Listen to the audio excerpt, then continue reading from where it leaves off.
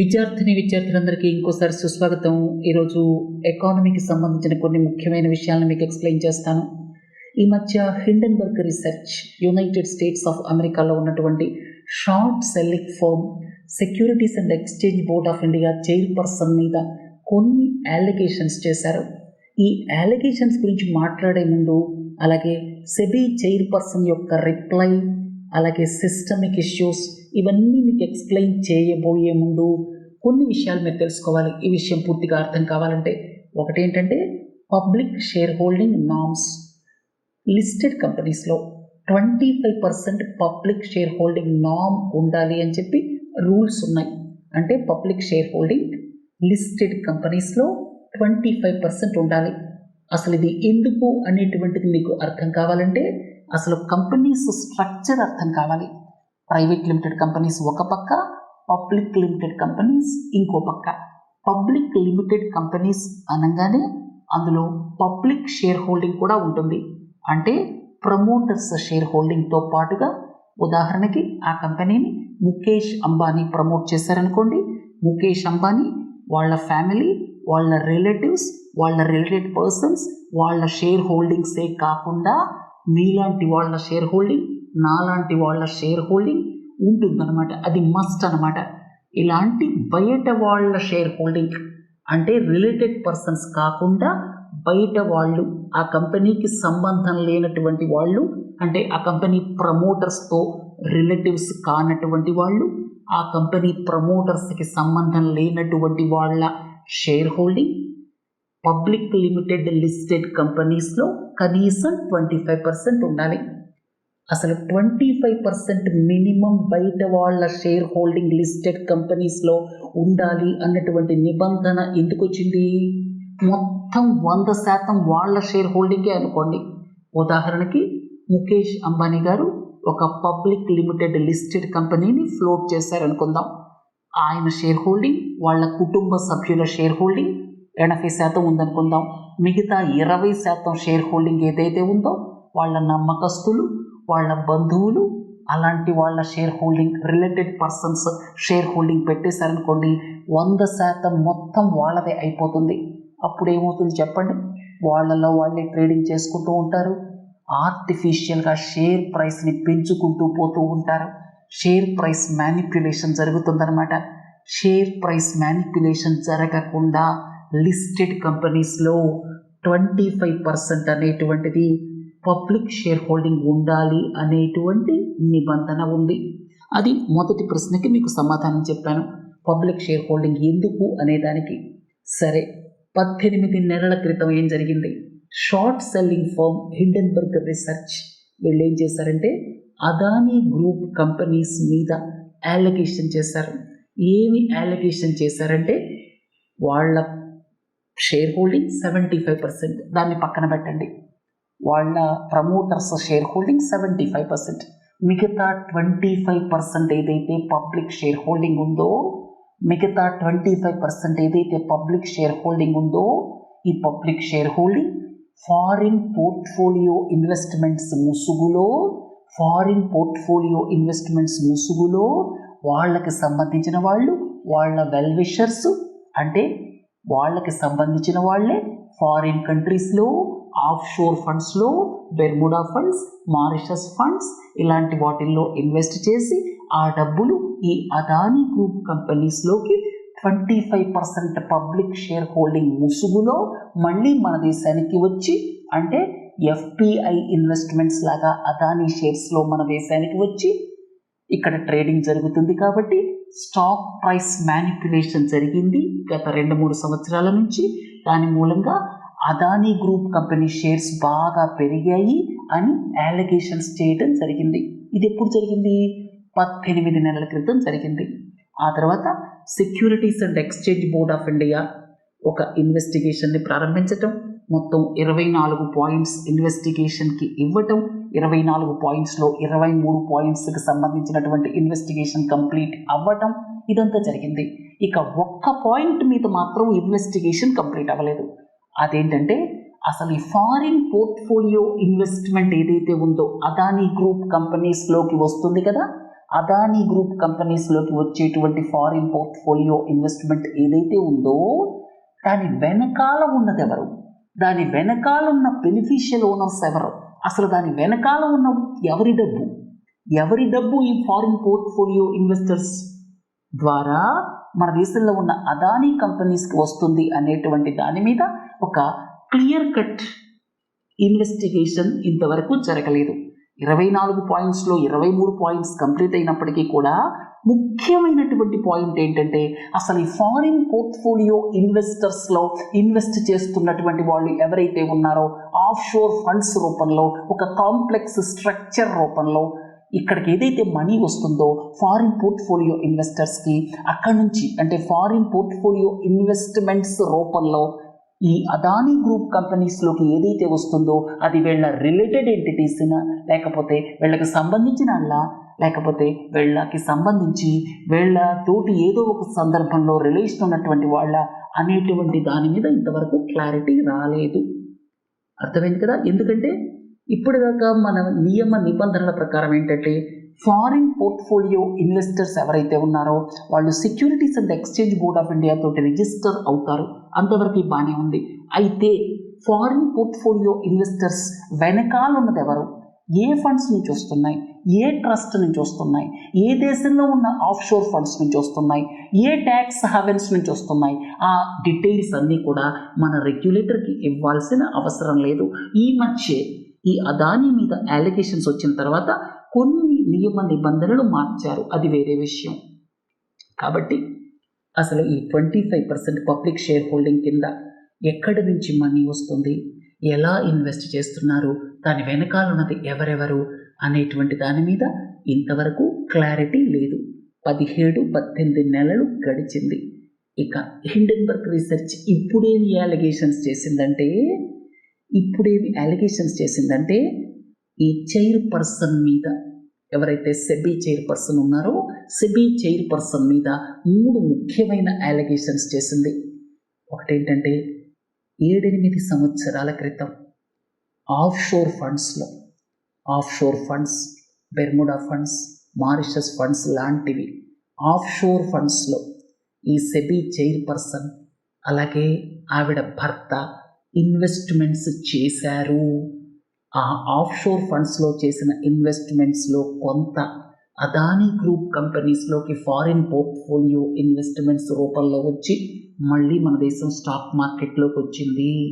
కాబట్టి SEBI chairperson కూడా ఒకప్పుడు ఈ అదానీ గ్రూప్లో జరిగినటువంటి ఏదైతే పబ్లిక్ షేర్ హోల్డింగ్కి సంబంధించి స్టాక్ మ్యానిపులేషన్ జరిగిందో ఆ ఫండ్స్లో సెబీ చైర్పర్సన్కి సంబంధించినటువంటి ఆఫ్ షోర్ ఫండ్స్ కూడా ఉన్నాయి అని చెప్పి అలిగేషన్ చేసింది. ఈవిడ ఫండ్స్ ఉన్నప్పుడు, అంటే ఈవిడ సెబీ చైర్పర్సన్ మెంబర్ కాకముందు ఈవిడ ఫండ్స్ ఉన్నప్పుడు, సెబీ చైర్పర్సన్ ఫండ్స్ ఒకప్పుడు అదానీ గ్రూప్ కంపెనీస్లోకి వెళ్ళున్నప్పుడు ఆ ఇన్వెస్టిగేషన్ ఎలా ఫెయిర్గా జరుగుతుంది, కాన్ఫ్లిక్ట్ ఆఫ్ ఇంట్రెస్ట్ ఉంది కదా అనేటువంటిది ఇక్కడ మొదటి ప్రశ్న. రెండోది ఏంటంటే సెబీ చైర్పర్సన్కి 2 కన్సల్టింగ్ ఫర్మ్స్ ఉన్నాయి. ఆ 2 కన్సల్టింగ్ ఫర్మ్స్ కూడా మామూలు కంపెనీస్కి ఏదో ఒక సజెషన్స్ ఇస్తూ ఉంటాయి కదా. ఈవిడేమో క్యాపిటల్ మార్కెట్కి సంబంధించినటువంటి రెగ్యులేటర్కి హెడ్ అనమాట. సెబీకి ఈవిడ చైర్పర్సన్, అర్థమైంది కదా. మొదటిదేమో ఆవిడ మీద వచ్చిన అలిగేషన్స్ ఏంటంటే ఆవిడ భర్త. యాక్చువల్గా వీళ్ళు మొదట ఇన్వెస్టర్స్ అనమాట. వీళ్ళు గవర్నమెంట్ అఫీషియల్స్ క్యాడర్ నుంచి రాలేదు. మొట్టమొదటిసారి సెబీ చైర్పర్సన్గా ప్రైవేట్ సెక్టర్ నుంచి, అంతకుముందు వాళ్ళు ఇన్వెస్ట్మెంట్స్లో కన్సల్టింగ్లో ఉండేవాళ్ళు అనమాట. ఆవిడని తీసుకొచ్చి చైర్పర్సన్ చేశారు. అంతకుముందు ఇన్వెస్ట్మెంట్స్ ఎలాగో ఉంటాయి. వాళ్ళకి వచ్చిన వైల్డ్ అలిగేషన్ ఏంటంటే ఆవిడకున్న మనీ సెబీ మెంబర్ చైర్పర్సన్ కాకముందు 2017 కంటే ముందు ఆవిడకున్న మనీ ఆఫ్ షోర్ ఇన్వెస్ట్మెంట్స్లో ఇన్వెస్ట్ చేశారు. ఆ ఆఫ్ షోర్ ఇన్వెస్ట్మెంట్స్ ఏవైతే ఉన్నాయో అవి అదానీ గ్రూప్ కంపెనీస్లోకి ఫారిన్ పోర్ట్ఫోలియో ఇన్వెస్ట్మెంట్స్ రూపంలో వచ్చాయి. ఇక్కడ స్టాక్ మ్యానిపులేషన్ జరిగింది అని ఆరోపణలు ఎదుర్కొంటున్న అదానీ గ్రూప్ కంపెనీలోకి వచ్చాయి. కాబట్టి ఇప్పుడు మీరు ఇన్వెస్టిగేషన్ నిష్పక్షపాతంగా జరగాలి అంటే ఎలా కుదురుతుంది చెప్పండి? కాన్ఫ్లిక్ట్ ఆఫ్ ఇంట్రెస్ట్ ఉంది అని చెప్పి మొదటి అలిగేషన్ చేయడం జరిగింది. ఆవిడ ఖండించారు.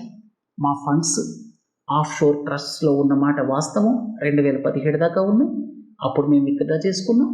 అయితే ఈ ఫండ్స్ ఎక్కడా కూడా అదానీ గ్రూప్ కంపెనీస్లో ఇన్వెస్ట్ చేయబడలేదు అని చెప్పి ఆమె ఖండన ఇచ్చేశారనమాట. అయితే ఆఫ్ షోర్ ఇన్వెస్ట్మెంట్స్ అనేసరికి అంటే ఫారిన్లో, మారిషస్లోనో, బెర్ముడాలోనో ఉన్నటువంటి ట్రస్ట్స్లో ఉన్నటువంటి ఇన్వెస్ట్మెంట్స్ ఏవైతే ఉన్నాయో అవి ఎటు వెళ్తున్నాయి, ఎక్కడికి వెళ్తున్నాయి, ఎక్కడ ఇన్వెస్ట్మెంట్స్ చేస్తారు అనేటువంటి దాని మీద ఎవరికీ క్లారిటీ ఉండదు. కాబట్టి డౌట్స్ ఇంకా ఉన్నాయన్నమాట. రెండోది ఏంటంటే ఆవిడకి 2 కన్సల్టింగ్ ఫర్మ్స్ ఉన్నాయి. మళ్ళీ ఇక్కడ కూడా కాన్ఫ్లిక్ట్ ఆఫ్ ఇంట్రెస్టే కదా. ఆవిడేమో రెగ్యులేటర్ క్యాపిటల్ మార్కెట్కి, ఆవిడకున్న కన్సల్టింగ్ ఫర్మ్స్ ఆవిడేమంటారంటే నేను సెబీ చైర్పర్సన్ అయ్యేటప్పుడు నా కన్సల్టింగ్ ఫర్మ్స్ మా భర్తకు అప్పచెప్పాను అంటున్నారు. మా భర్త చూస్తున్నారు అంటున్నారు. మరి భర్త భార్య ఒకటే కదా, ఎవరు చూస్తే ఏంటి? ఈవిడేమో క్యాపిటల్ మార్కెట్ రెగ్యులేటర్గా ఉన్నప్పుడు అంటే ప్రస్తుతం క్యాపిటల్ మార్కెట్ రెగ్యులేటర్కి హెడ్ కదా, సెబీ చైర్పర్సన్ కదా, ఈవిడ మరి బోల్డ్ ఆర్డర్స్ ఇస్తూ ఉంటారు కదా. ఇలాంటి ఆర్డర్స్ ఇచ్చేటప్పుడు మరి అక్కడ కాన్ఫ్లిక్ట్ ఆఫ్ ఇంట్రెస్ట్ వస్తుంది కదా. కన్సల్టింగ్ ఫర్మ్స్ 2 ఉన్నాయి, వాటినేమో భర్త చూస్తున్నారు, చాలా కంపెనీస్కి సజెషన్స్ ఇస్తూ ఉంటారు. మరి ఈవిడేమో క్యాపిటల్ మార్కెట్ రెగ్యులేటర్గా కంపెనీస్కి సంబంధించి రెగ్యులేటరీ హెడ్గా ఉన్నారు. సో రెండింటికి కాన్ఫ్లిక్ట్ ఆఫ్ ఇంట్రెస్ట్ ఉంటుంది కదా. ఇక మూడోది ఏంటంటే ఈవిడ భర్తకి బ్లాక్ స్టోన్ అనేటువంటి ఇన్వెస్ట్మెంట్ ఫర్మ్తో బిజినెస్ రిలేషన్ ఉంది ఈవిడ భర్తకి. ఈ మధ్యకాలంలో రియల్ ఎస్టేట్ ఇన్వెస్ట్మెంట్ ట్రస్ట్స్ని securities and exchange board of India బాగా ప్రమోట్ చేస్తోంది. అయితే ఈ రియల్ ఎస్టేట్ ఇన్వెస్ట్మెంట్ ట్రస్ట్స్లో ఇన్వెస్ట్ చేస్తున్న కంపెనీలలో బ్లాక్ స్టోన్ కూడా ఉంది. బ్లాక్ స్టోన్కి భర్తకి సమ్ బిజినెస్ రిలేషన్ ఉంది అనేది మూడవ అలిగేషన్. అంటే ఈవిడ క్యాపిటల్ మార్కెట్ రెగ్యులేటర్గా ఉండి రియల్ ఎస్టేట్ ఇన్వెస్ట్మెంట్ ట్రస్ట్స్ని ప్రమోట్ చేస్తున్నప్పుడు దాంట్లో ఇన్వెస్ట్ చేస్తున్న బ్లాక్ స్టోన్ అనేటువంటి కంపెనీతో భర్తకి రిలేషన్ ఉంది, అంటే భర్త ఇన్వెస్ట్మెంట్స్ ఉన్నాయి అని చెప్పి కూడా అలిగేషన్ అనమాట. ఏదేమైనప్పటికీ కూడా ఎలాగైతే మనం రాజకీయ నాయకులకి మనం పోటీ చేసే ముందు, ఎలక్షన్లో పోటీ చేసే ముందు క్రిమినల్ కేసులు ఎన్ని ఉన్నాయి, ఆస్తులు ఎంత ఉన్నాయి, మూవబుల్ ప్రాపర్టీస్ ఎంత ఉన్నాయి, ఇమ్మూవబుల్ ప్రాపర్టీస్ ఎంత ఉన్నాయి, ఇవన్నీ మనం అడుగుతాం కదా. అట్లాగే ప్రైవేట్ సెక్టర్ నుంచి తీసుకొచ్చి మనం ఏదైనా ప్రభుత్వ పొజిషన్లో, ఒక రెగ్యులేటర్ పొజిషన్లో కానీ ఒక హయ్యర్ పొజిషన్లో కానీ పెట్టేటప్పుడు మనం తప్పనిసరిగా ఈ వాళ్ళకు ఉన్నటువంటి ఇన్వెస్ట్మెంట్స్, వాళ్ళు ఎక్కడెక్కడ ఇన్వెస్ట్ చేశారు, ఎక్కడెక్కడ షేర్స్ ఉన్నాయి, వేటిల్లో వాళ్ళకి బెనిఫిషియల్ ఓనర్షిప్ ఉంది, ఏ ట్రస్ట్స్లో వీళ్ళు మెంబర్స్ అనేటువంటి అన్నీ కూడా పబ్లిక్ డిస్క్లోజర్ చేయాల్సిన అవసరం ఉంది అని చెప్పి ఎక్స్పర్ట్స్ చెప్తున్నారు. ఇక ఈ ఇష్యూకి సంబంధించి 2-3 సిస్టమిక్ ఇష్యూస్ ఉన్నాయి. ఒకటి ఏంటంటే ప్రైవేట్ సెక్టర్ నుంచి, ఇప్పుడు చెప్పాను కదా, ప్రైవేట్ సెక్టర్ నుంచి ఎవరైనా సరే ఇలాంటి సంస్థలలోకి రెగ్యులేటర్గా కావచ్చు, లేకపోతే గవర్నమెంట్ టాప్ పొజిషన్స్లో కానీ వచ్చేటప్పుడు వాళ్ళకున్నటువంటి ఫైనాన్షియల్ డీలింగ్స్ అన్నీ కూడా పబ్లిక్ డిస్క్లోజ్ చేయాల్సిన అవసరం ఉంది. రెండోది ఏంటంటే ఈ కాన్ఫ్లిక్ట్ ఆఫ్ ఇంట్రెస్ట్ ప్రివెంట్ చేయడానికి ఇంకొక ముఖ్యమైన విషయం ఏంటంటే ఈ ఫారిన్ ఫండ్స్ ఏవైతే ఉన్నాయో ఈ ఫారిన్ పోర్ట్ఫోలియో ఇన్వెస్ట్మెంట్స్ ద్వారా ఏవైతే ఫండ్స్ వచ్చి ఇక్కడ స్టాక్ మార్కెట్లో ఇన్వెస్ట్ చేస్తున్నారో వాటికి సంబంధించి అసలు వాటి వెనకాల ఎవరున్నారు, ఎవరి ఇన్వెస్ట్మెంట్ ఎంత పర్సంటేజ్, ఎవరి డబ్బులు ఉన్నాయి, ఆ ఎకనామిక్ అంటే ఆ బెనిఫిషియల్ ఓనర్షిప్ ఎవరికి వెళుతుంది, అవన్నీ కూడా పబ్లిక్ డిస్క్లోజ్ చేయాల్సిన అవసరం ఉంది అని చెప్పి ఎక్స్పర్ట్స్ చెప్తున్నారనమాట. తర్వాత మినిమం సపోర్ట్ ప్రైస్కి కొన్ని పాజిటివ్స్ ఉన్నాయి. మినిమం సపోర్ట్ ప్రైస్ మొట్టమొదటిసారి గోధుమలకి 1966-67 ఆ ప్రాంతంలో తీసుకొచ్చారు. ఇక రైస్, వీట్కి సంబంధించి ఎక్కువ ప్రొక్యూర్మెంట్ జరుగుతుంది. 23 క్రాప్స్కి ఇంక్లూడింగ్ షుగర్ కేన్ ఈ మినిమం సపోర్ట్ ప్రైస్ ఉన్నప్పటికీ కూడా ప్రొక్యూర్మెంట్ మెకానిజమ్స్ ఉన్నది రైస్కి, వీట్కి. ఈ మినిమం సపోర్ట్ ప్రైస్ కారణంగానే మనం ఇవాళ ఫుడ్ సర్ప్లస్ అయ్యాము అనేటువంటి విషయాన్ని కూడా అందరూ ఒప్పుకోవాల్సిందే. అంటే సిరియల్స్లో మనం ఇవాళ సర్ప్లస్ అయ్యాం, ఇతర దేశాలకి ఎగుమతి చేస్తున్నాం. దానికి కారణం ఒకటి గ్రీన్ రెవల్యూషన్ అయితే రెండోది minimum support price mechanism rice, వీట్కి సంబంధించి ముఖ్యంగా. సరే, ఇదంతా మీ అందరికీ తెలిసిందే. సో చాలా పాజిటివ్స్ కూడా ఉన్నాయి, లేవని చెప్పలేము. మినిమం సపోర్ట్ ప్రైస్ మెకానిజం మూలంగానే చాలామంది రైస్ పండించారు, ప్రభుత్వానికి సేకరణకి ఇచ్చారు. ఫుడ్ సెక్యూరిటీ సిస్టమ్ ఏదైతే ఉందో, అంటే పబ్లిక్ డిస్ట్రిబ్యూషన్ సిస్టమ్ ఎలాంటి అవరోధాలు లేకుండా ఈవెన్ కోవిడ్ టైంలో కూడా పక్కాగా జరిగింది. ఇదంతా ఒక కథ. ఇక రిగ్రెసివ్ అని ఎందుకంటారంటే, రైతులు పంజాబ్, హర్యానా లాంటి ప్రాంతాల్లో మీరు చూసుకుంటే మినిమం సపోర్ట్ ప్రైస్ కారణంగానే, అలాగే షుగర్ కేన్ కొన్న ఫెయిర్ అండ్ రెమ్యూనరేటివ్ ప్రైస్ కారణంగానే మరాఠ్వాడా రీజియన్లో రైతులు షుగర్ కేన్నే కల్టివేట్ చేస్తున్నారు, నీళ్లున్నా లేకపోయినా. అలాగే పంజాబ్, హర్యానా రాష్ట్రాల్లో ఆ యొక్క గ్రౌండ్ వాటర్ టేబుల్ కిందకి వెళుతున్నప్పటికీ కూడా రైతులు ఈ రైస్ వీట్ వేరే క్రాప్ వైపు చూడటం లేదు. అలాగే మినిమం సపోర్ట్ ప్రైస్ ప్రొక్యూర్మెంట్ కొద్దిమంది ఫార్మర్స్ని ఒక 6 to 10% మధ్యలో వాటికే, అంటే 6 to 10% ఫార్మర్స్కే బెనిఫిషియల్ అవుతోంది. తర్వాత ఎక్కువ మంది ఫార్మర్స్ సబ్సిస్టెన్స్ ఫార్మర్స్, వాళ్ళకి అమ్మటానికి మిగలదు. తర్వాత రెండోది ఏంటంటే, ఈ మినిమం సపోర్ట్ ప్రైస్కి సంబంధించిన ప్రొక్యూర్మెంట్ సిస్టమ్ కొన్ని ప్రాంతాల్లోనే వెల్ ఎస్టాబ్లిష్డ్. ఆంధ్ర, తెలంగాణ, అలాగే పంజాబ్, హర్యానా, మధ్యప్రదేశ్ వీటిల్లో వెల్ ఎస్టాబ్లిష్డ్ అనమాట. అర్థమైంది కదా. అలాగే ఇంకోటి ఏంటంటే, ఈ minimum support price procurement mechanism దేశమంతా యూనిఫామ్గా లేదు, కొన్ని ప్రాంతాల్లో అసలు ఎస్టాబ్లిష్ కూడా అవ్వలేదు. సో ఇవన్నీ కూడా రిగ్రెసివ్ ఇన్ నేచర్ చెప్పడానికి, అలాగే వేరే పంటల వైపు రైతులు చూడటం లేదు అనేటువంటిది కూడా ముఖ్యమైనటువంటి అభియోగం అనమాట మినిమం సపోర్ట్ ప్రైస్ మీద. ఇంకొక ఇంపార్టెంట్ విషయం ఏంటంటే, మినిమం సపోర్ట్ ప్రైస్కి ఏ రకమైన లీగల్ బ్యాకింగ్ లేదు. 23 క్రాప్స్లో కూడా షుగర్ కేన్కి సంబంధించి ఫెయిర్ అండ్ రెమ్యూనరేటివ్ ప్రైస్ అంటారు. షుగర్ కేన్కి కొంత లీగల్ ఇది ఉందన్నమాట. అంటే ఈ షుగర్ కేన్ ప్రైస్ ఆర్డర్ 1966 ప్రకారం మిల్స్ తప్పనిసరిగా షుగర్ మిల్స్ ఈ షుగర్ కేన్ తీసుకోవాల్సిందే. అదొక్కటి తప్పిస్తే ఇంకా ఏ విధమైనటువంటి లీగల్ బైండింగ్ లేదు. అయితే ఫుడ్ సెక్యూరిటీ సిస్టమ్కి సంబంధించి మన దేశంలో ఉన్నటువంటి ఈ పబ్లిక్ డిస్ట్రిబ్యూషన్ సిస్టమ్ని ఏ విధమైన అవరోధాలు లేకుండా నడపడానికి కావచ్చు, కారణాలు ఏవైనా కావచ్చు, ఈ మినిమం సపోర్ట్ ప్రైస్ ప్రొక్యూర్మెంట్కి సంబంధించి రైస్ వీట్లకు సంబంధించి రెగ్యులర్గా ప్రొక్యూర్మెంట్ జరుగుతూ ఉంది.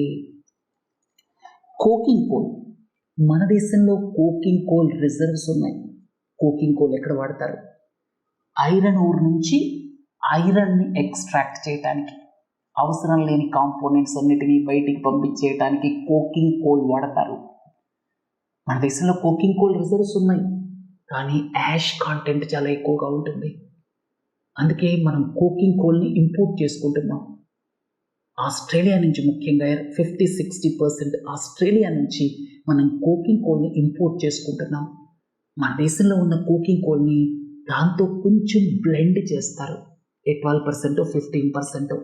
మన దేశంలో ఉన్న కోకింగ్ కోల్ని బ్లెండింగ్ ఇంకా పెంచాలి అంటే ఇక్కడ ఉన్నటువంటి కోల్ ఏదైతే ఉందో దాన్ని వాషింగ్ చేయాలి.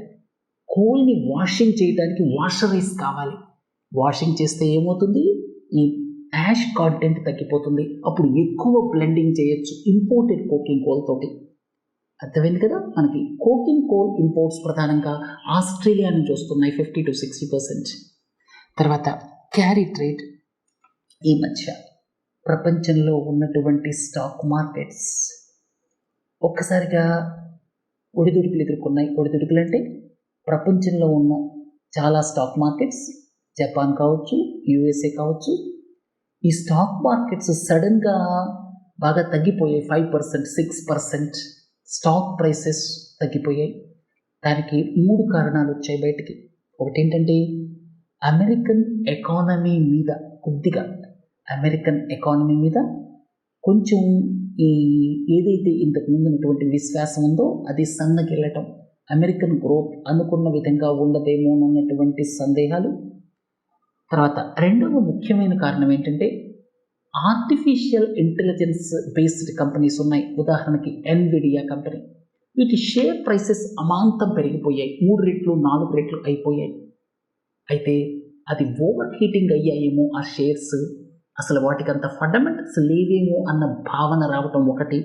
సరే, మూడోది ఏంటంటే క్యారీ ట్రేడ్. క్యారీ ట్రేడ్ అంటే ఏమిటి? ఎక్కడైతే ఇంట్రెస్ట్ రేట్ తక్కువ ఉంటుందో అక్కడ లోన్స్ తీసుకొని ఎక్కడైతే ఇంట్రెస్ట్ రేట్ ఎక్కువ ఉంటుందో అక్కడ ఇన్వెస్ట్ చేయడాన్ని క్యారీ ట్రేడ్ అంటారు. ఉదాహరణకు మీకు చెప్తాను, జపాన్కి సంబంధించి దాదాపు 200-300 బిలియన్ డాలర్స్ జపాన్లో అప్పులు తీసుకొని కంపెనీస్ అమెరికాలో ఇన్వెస్ట్ చేస్తూ ఉంటాయి. ఎందుకని? జపాన్లో ఇంట్రెస్ట్ రేట్ ఎంత ఉంటుంది? మహా అయితే 0.5% ఉంటుంది. జపాన్లో చాలా తక్కువ ఇంట్రెస్ట్ రేట్. అలాగే యునైటెడ్ స్టేట్స్ ఆఫ్ అమెరికాలో ఇప్పుడు ఇంట్రెస్ట్ రేట్ దాదాపు 4-5% ఉంది. 4.5% తీసుకుందాం. జపనీస్ కరెన్సీ, యూఎస్ కరెన్సీ రెండు హార్డ్ కరెన్సీసే కదా. సో అంత పెద్ద డిప్రిసియేషన్ అని కానీ లేకపోతే ఇతరత్ర అంత పెద్దగా సమస్యలు ఉండవు కదా. సో ఏం చేస్తారంటే జపాన్ కరెన్సీలో లోన్స్ తీసుకొని, ఎందుకంటే జపాన్లో ఇంట్రెస్ట్ రేట్ చాలా తక్కువ కాబట్టి అక్కడ లోన్ తీసుకొని ఆ డబ్బులు తీసుకెళ్ళి, ఇవి బిలియన్స్ ఆఫ్ డాలర్స్, దాదాపు 200-300 బిలియన్ డాలర్స్ ఉన్నాయి, వాటిని తీసుకెళ్ళి యునైటెడ్ స్టేట్స్ ఆఫ్ అమెరికాలో ఇన్వెస్ట్ చేస్తారు. యూఎస్లో ఇంట్రెస్ట్ రేట్ ఇప్పుడు 4-5% ఉంది. అంటే ఏంటి? ఇక్కడ తక్కువ వడ్డీకి రుణాలు తీసుకొని బ్యాంకింగ్ సిస్టంలో అమెరికాలో ఇన్వెస్ట్ చేస్తే వాళ్ళకి బోల్డ్ లాభాలు వస్తాయి. దీన్ని క్యారీ ట్రేడ్ అంటారు. ఈ మధ్య సడన్గా స్టాక్ మార్కెట్స్ ఇబ్బంది పడటానికి కారణం ఏంటంటే, జపాన్ ఏమో ఇంట్రెస్ట్ రేట్ని పెంచుతాము అని చెప్పింది, కొంచెం పెంచింది కూడా. ఇక అమెరికా ఏమో రాబోయే కాలంలో ఇంట్రెస్ట్ రేట్స్ కొంచెం తగ్గిస్తామని సూచన ఇచ్చింది. రాబోయే కాలంలో ఇంట్రెస్ట్ రేట్స్ తగ్గిస్తాము అన్నటువంటి ఒక ఇండికేషన్ ఇచ్చింది. దీంతో ఆ గ్యాప్ తగ్గిపోతుంది కదా. అంటే ఇప్పుడు తక్కువ వడ్డీకి ఇంట్రెస్ట్ తీసుకుంటున్నారు, ఇక్కడ ఎక్కువ వడ్డీ వచ్చే చోట ఇన్వెస్ట్ చేస్తున్నారు. ఇప్పుడు ఆ గ్యాప్ తగ్గిపోయింది అనుకోండి, వాళ్ళకి రావాల్సినంత లాభాలు రావు కదా. జపాన్ ఇంట్రెస్ట్ రేట్ని కొంచెం పెంచింది, అమెరికా ఇంట్రెస్ట్ రేట్ని తగ్గిస్తామని చెప్పింది రాబోయే కాలంలో. అందుకే ఈ స్టాక్ మార్కెట్స్ ఈ మధ్య 5-6% కొలాప్స్ అయ్యాయి. దానికి ఒక కారణం ఈ క్యారీ ట్రేడ్ కూడా. సరే, మీరు క్యారీ ట్రేడ్ అంటే ఏమిటో అర్థం చేసుకోండి. క్యారీ ట్రేడ్ అంటే తక్కువ ఇంట్రెస్ట్ రేట్ ఉన్నటువంటి మార్కెట్స్లో వడ్డీకి తీసుకొని ఎక్కువ ఇంట్రెస్ట్ రేట్ ఉన్నటువంటి మార్కెట్స్లో ఇన్వెస్ట్ చేస్తే దాన్ని క్యారీ ట్రేడ్ అంటారు. ఇక పారామెట్రిక్ ఇన్సూరెన్స్ అంటే నార్మల్గా మీరు ఇన్సూరెన్స్ చూస్తూ ఉంటారు. జనరల్ ఇన్సూరెన్స్ అనుకోండి, దొంగలబడి కంప్యూటర్లు పట్టుకుపోయారనుకోండి కంపెనీలో, వాటిని కంపెన్సేట్ చేస్తారు, అది జనరల్ ఇన్సూరెన్స్. హెల్త్ ఇన్సూరెన్స్ అనుకోండి, ఏదైనా జబ్బు పడి హాస్పిటల్లో చేరితే ఎంతైతే అవుతుందో అది క్లెయిమ్ చేస్తే డబ్బులు వస్తాయి. అలాగే లైఫ్ ఇన్సూరెన్స్ అంటే ఎవరైనా దురదృష్టం కొద్దీ పోయారనుకోండి, వాళ్ళ ఫ్యామిలీ మెంబర్స్కి డబ్బులు ఇస్తారు. ఇవన్నీ normal insurance methods. Parametric insurance ఈ మధ్యకాలంలో ప్రపంచంలో క్లైమేట్ చేంజ్ మూలంగా పారామెట్రిక్ ఇన్సూరెన్స్ వార్తల్లోకి వస్తుంది. అదేంటంటే కొన్ని పారామీటర్స్ దాటితే, ఉదాహరణకి ఒక రైతు ఉంటాడు, రైతు పంట పండిస్తున్నాడు. ఒకవేళ ఒక్క రోజులో 50 సెంటీమీటర్ల వర్షం పడింది అనుకోండి, పంటంతా పోతుంది కదా. అలాంటి సిచ్యువేషన్ అంటే ఒక సిచ్యువేషన్ అరైజ్ అయితే, అంటే 50 సెంటీమీటర్లు లేకపోతే 40 సెంటీమీటర్లు, అది ముందే రాసుకుంటారు అగ్రిమెంట్. ఒక్క రోజులో 50 సెంటీమీటర్ల వర్షం పడితే వెంటనే ఆ రైతుకి కాంపెన్సేషన్ వెళ్ళిపోతుంది. అలాగే టెంపరేచర్, వెట్ బల్బ్ టెంపరేచర్ తీసుకుందాం. వెట్ బల్బ్ టెంపరేచర్ ఎక్కువైపోయిందంటే మన చెమట బయటికి వెళ్ళదు, మన బాడీ టెంపరేచర్ని మెయింటైన్ చేయలేదు, అందుకని మనం బయటికి వెళ్ళలేము.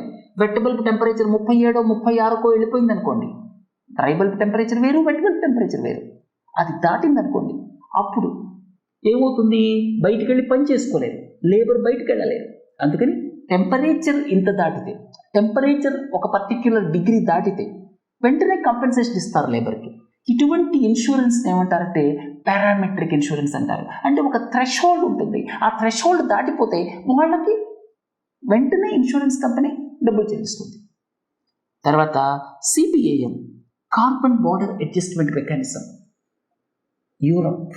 యూరోపియన్ యూనియన్ అందరికీ తెలుసు, 27 దేశాలు ఉన్నాయి. ఇందులో యూరోపియన్ యూనియన్ ఏదైతే ఉందో 27 దేశాలు ఉన్నటువంటి గ్రూప్ వాళ్ళు జనవరి 1, 2026 నుంచి ఈ carbon border tax, steel, aluminium, cement ఇలాంటి ప్రోడక్ట్స్ ఆ యూరోపియన్ యూనియన్ దేశాలకి ఎక్స్పోర్ట్ అయితే, యూరోపియన్ యూనియన్ కంట్రీస్కి ఎక్స్పోర్ట్ అయితే వాళ్ళు చూస్తారు ఈ 1 టన్ స్టీల్ తయారు చేయడానికి యూరోప్లో అయితే, అంటే యూరోపియన్ యూనియన్ కంట్రీస్లో అయితే ఎంత కార్బన్ డైఆక్సైడ్ రిలీజ్ అవుతుంది, ఇండియాలో ఎంత రిలీజ్ అయింది, న్యాచురల్గా మన దేశంలో ఎక్కువే రిలీజ్ అవుతుంది కదా, అంత అడ్వాన్స్డ్ మెథడ్స్ మనకు ఉండవు కదా. మనకి ఎక్కువ కనుక కార్బన్ రిలీజ్ అయితే ఎంత ఎక్కువ రిలీజ్ అయిందో చూసి ట్యాక్స్ వేస్తారు. దీన్ని carbon border adjustment mechanism, carbon border tax అనొచ్చు. ఇది చాలా కాంట్రవర్షియల్ అయింది. కొంతమంది దీన్ని నాన్ టారిఫ్ బ్యారియర్ అంటున్నారు. మీరు టారిఫ్స్ తగ్గించి 3%, 2% టారిఫ్స్ అంటున్నారు, కానీ ఇలాంటి పితలాటకాలు పెట్టడం వల్ల అప్పుడప్పుడు మన బాస్మతి రైస్ వెళ్తే పెస్టిసైడ్ రెసిడ్యూ ఎక్కువ ఉంది, ఫంగిసైడ్ రెసిడ్యూ ఎక్కువ ఉంది అంటుంటారు. ఇలాంటివన్నీ కూడా ఏమిటంటే నాన్ టారిఫ్ బ్యారియర్స్. సో ఈ కార్బన్ బార్డర్ అడ్జస్ట్మెంట్ మెకానిజంను కూడా నాన్ టారిఫ్ బ్యారియర్ అంటున్నారు. తర్వాత share holder capitalism, stake holder capitalism ఎందుకు వార్తల్లోకి వచ్చిందంటే ఆర్టిఫిషియల్ ఇంటెలిజెన్స్కి సంబంధించి ఏవైతే కంపెనీలు ఉన్నాయో వాళ్ళు స్టేక్ హోల్డర్ క్యాపిటలిజంని ఫాలో అవ్వాలి. షేర్ హోల్డర్ క్యాపిటలిజం ఫాలో అయితే సరి పని అవ్వదు అని చెప్పి ఇక్కడ చాలా వార్తలు వస్తున్నాయి. ఇక్కడ చూడండి, షేర్ హోల్డర్ క్యాపిటలిజం అంటే ఏమిటంటే షేర్ హోల్డర్స్ ఎవరైతే ఉంటారో, ప్రమోటర్స్ ఎవరైతే ఉంటారో, ఇన్వెస్టర్స్ ఎవరైతే ఉంటారో, ఎంప్లాయీస్ ఎవరైతే ఉంటారో వాళ్ళ బాగోగులే చూస్తారు. ఆ చేసిన ప్రోడక్ట్స్ ప్రజలకు ఉపయోగపడుతున్నాయా లేదా, ప్రజల ఆరోగ్యాలు పోతున్నాయా లేదా, ప్రజలకి ఏ విధంగా బెనిఫిట్ అవుతున్నాయి, అది వాళ్ళకి అనవసరం. అది share holder capitalism. Stake holder capitalism అంటే ఏమిటంటే ఇక్కడ అందరూ బాగుండాలి, ఇన్వెస్టర్లకు లాభాలు రావాలి, ప్రమోటర్స్ బాగుండాలి, షేర్ హోల్డర్స్ డివిడెండ్స్ పెరగాలి, షేర్ హోల్డర్స్ వాల్యూస్ పెరగాలి, అంటే షేర్ వాల్యూస్ పెరగాలి. అలాగే ఆ ప్రోడక్ట్స్ కూడా 10 మందికి ఉపయోగపడాలి వాళ్ళు చేసినవి. అది స్టేక్ హోల్డర్ క్యాపిటలిజం అన్నమాట. తర్వాత ఇక్కడ prime ministers address, red fort నుంచి మొన్న అడ్రస్ చేసినప్పుడు కొన్ని ముఖ్యమైన విషయాలు చెప్పారు. వాటిల్లో రాగల 5 సంవత్సరాల్లో మెడికల్ సీట్స్ 75,000 పెంచుతాము అని చెప్పారు. అదొక విషయం. రెండోది ఏంటంటే మన ప్రధానమంత్రి మేక్ ఇన్ ఇండియా అనేటువంటి ఇంతకుముందు స్లోగన్ కదా, ఇప్పుడు design in India, design for the world. అంటే కొన్ని ప్రోడక్ట్స్ మన దేశంలోనే డిజైన్ అవ్వాలి, అంటే మన దేశంలో research and development ecosystem high లెవెల్కి వెళ్ళాలి అన్న ఆలోచనతో ప్రధానమంత్రి ఈ కామెంట్ చేసి ఉంటారు. మూడోది వికసిత్ భారత్ బై 2047. ఇక నాలుగోది made in India semiconductor chip. మీ అందరికీ గుర్తుండే ఉంటుంది, 91,000 కోట్ల రూపాయల జాయింట్ వెంచర్ టాటా అలాగే తైవానీస్ కంపెనీ ఆ రెండు జాయింట్ వెంచర్తో ముందుకు వచ్చాయి. సో ఈ ఏదైతే చిప్ మ్యానుఫ్యాక్చరింగ్కి సంబంధించి మన దేశంలో అడుగులు పడబోతున్నాయో దాన్ని దృష్టిలో పెట్టుకొని make in India semiconductor chip ఈ విషయాన్ని కూడా చెప్పారు. ఇక సెక్యులర్ సివిల్ కోడ్ అంటే ఈక్వాలిటీ అనేటువంటి ప్రిన్సిపల్ తోటి, అంటే కాన్స్టిట్యూషనల్ ప్రిన్సిపల్స్, ఫండమెంటల్ రైట్స్ని టచ్ స్టోన్గా తీసుకొని కాన్స్టిట్యూషనల్ ప్రిన్సిపల్స్ అందరూ ఒకటే, అందరికీ ఒకే రకమైన చట్టాలు ఉండాలి, అది పర్సనల్ మ్యాటర్స్ కావచ్చు, మిగతాయి కావచ్చు, దాన్ని దృష్టిలో పెట్టుకొని డైరెక్టివ్ ప్రిన్సిపల్స్ ఆఫ్ స్టేట్ పాలసీలో ఉన్నటువంటి ఆల్రెడీ ఉన్నటువంటి వాటిని కూడా దృష్టిలో పెట్టుకొని ఈ యూనిఫామ్ సివిల్ కోడ్ని కొంచెం మార్చి సెక్యులర్ సివిల్ కోడ్ అన్నటువంటిది కూడా ఇంప్లిమెంట్ అవ్వాలి అని మన ప్రధానమంత్రి చెప్పడం జరిగింది. అంతేకాకుండా బంగ్లాదేశ్లో ఉన్నటువంటి 8% హిందూస్, బంగ్లాదేశ్లో 8% హిందూస్ ఉన్నారు, వాళ్ళ సేఫ్టీ మీద కూడా సందేహాలు వ్యక్తం చేశారు రెడ్ ఫోర్ట్ నుంచి అడ్రస్ చేసిన దాంట్లో. అలాగే ఉమెన్స్ సేఫ్టీ, మీ అందరికీ తెలుసు కలకట్టాలో జరిగినటువంటి ఇన్సిడెంట్. అలాగే మన దేశాన్ని డీస్టెబిలైజ్ చేయడానికి ఎకానమికల్గా కొన్ని దేశాలు కొన్ని వర్గాలు పొంచి చూస్తున్నాయి అన్నటువంటి కామెంట్ కూడా చేశారు. ముఖ్యంగా దీన్ని హిండెన్బర్గ్ రీసెర్చ్ సెబీ చైర్పర్సన్ మీద చేసిన అలిగేషన్స్ని దృష్టిలో పెట్టుకుని అయి ఉండొచ్చు. ఇవన్నీ ప్రధానమంత్రి అడ్రస్లో ఉన్నటువంటి కొన్ని ముఖ్యమైనటువంటి విషయాలు. ఏదేమైనప్పటికీ కూడా వికసిత్ భారత్ బై 2047 కళ సాకారం కావాలంటే చాలా హార్డ్ వర్క్ చేయాల్సిన అవసరం ఉంది. ఎందుకంటే లో హ్యాంగింగ్ ఫ్రూట్స్ ఇప్పటికే అయిపోయాయి. కష్టమైన రిఫార్మ్స్ చేయాలి.